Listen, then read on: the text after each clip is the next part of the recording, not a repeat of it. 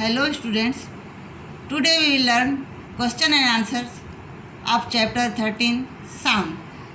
Let us start. Question 1. Fill in the blanks with the proper words. A. The propagation of sound does not occur through a vacuum. जहाँ पर बिल्कुल हवा नहीं होती उसे vacuum कहते हैं. B. Noise pollution is a social issue. Noise pollution क्या है? एक सामाजिक समस्या है. See. The sound which is disagreeable to the ears is called noise. जो ध्वनि जो साउंड जो है कानों को अच्छी नहीं लगती उसे हम क्या कहते हैं? नॉइस यानी शोर. Noise has adverse effect on our health. Noise यानी शोर जो है स्वास्थ्य के लिए क्या होता है? हानिकारक होता है. इसके बाद नेक्स्ट है question number 2. What should we do? तुम क्या करोगे? The silencer of a motorcycle is broken. अगर मोटरसाइकिल का साइलेंसर खराब हो गया है तो क्या करोगे?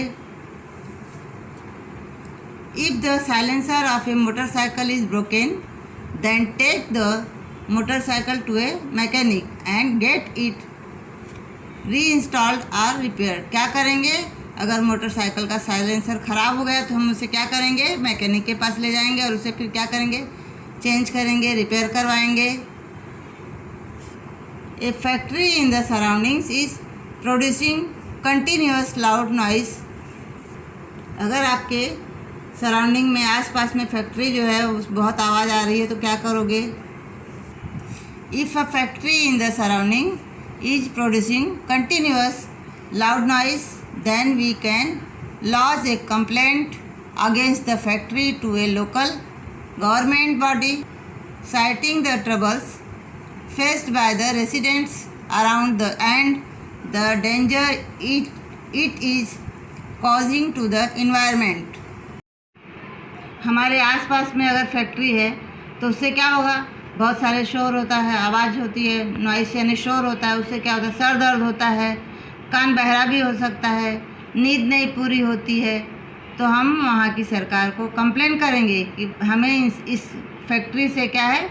बहुत तकलीफ़ हो रही है और इससे हमारा इन्वायरमेंट जो है वो भी प्रदूषित होता है. Question 3. Right the answers in your own words. अपने वर्ड्स में आंसर लिखना है हमको. What is meant by vibration? यानी वाइब्रेशन का क्या अर्थ है? The to and fro motion of a body about its mean position is known as vibration. Vibration का अर्थ है बच्चों कंपन. जैसे आपके मोबाइल में होता है ना, बोलते हैं वाइब्रेशन पे रखा है हमने mobile. Explain with the help of practical examples how sound is propagated through solids. Sound is propagated in the form of waves in solids. ध्वनि जो है सॉलिड में तरंग के रूप में संचरण करता है. It can be explained clearly from the below examples. Example द्वारा हम लोग यहाँ क्लियर समझेंगे. Place your ear on one end of a long table. Ask your friend to tap the table from the other end. You can hear the produced sound. Sound reaches your ear after traveling through the table. This indicates that sound can travel through solids and in the form of waves. आप जो है अपने friend को बोलेंगे table पे tap करने के लिए और आप जो है उस टेबल पे अपना कान लगाओ और जो आवाज़ आएगी वो तरंगे जो आवाज़ होगी आपके कानों में साउंड सुनाई देगा. Stethoscope is another example of sound travelling through solids.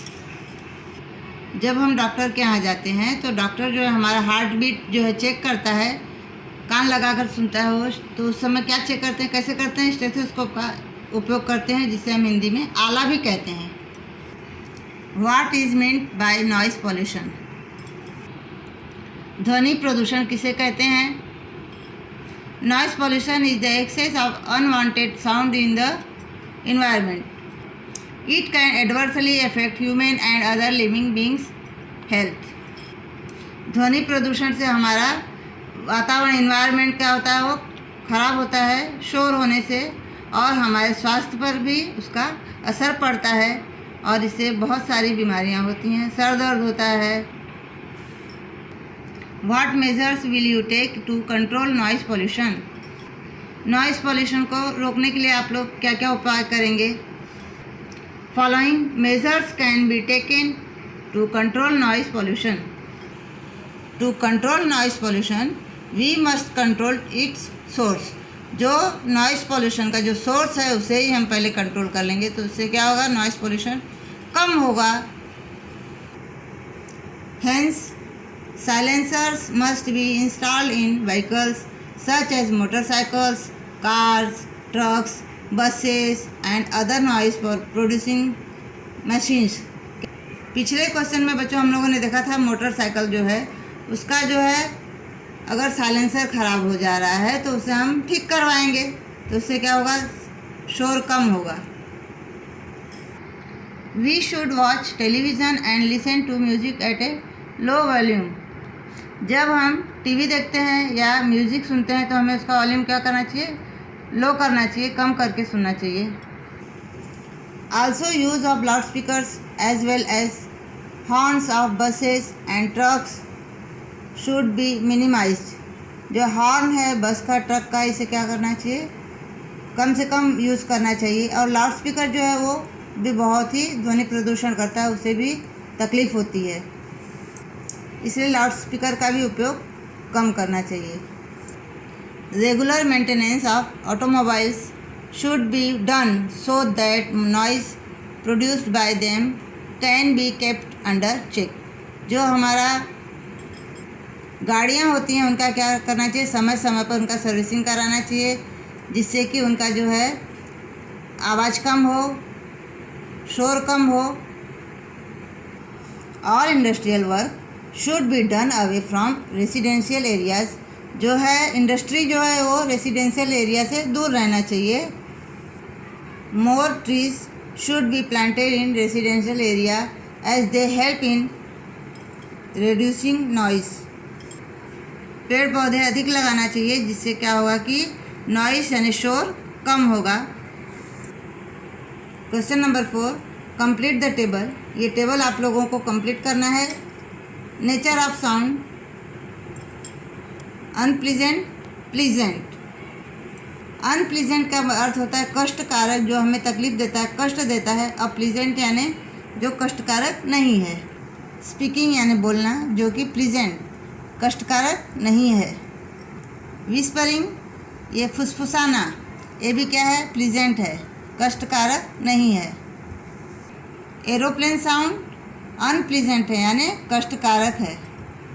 Horns of vehicles, ये भी अनप्लीजेंट है, कष्टकारक है।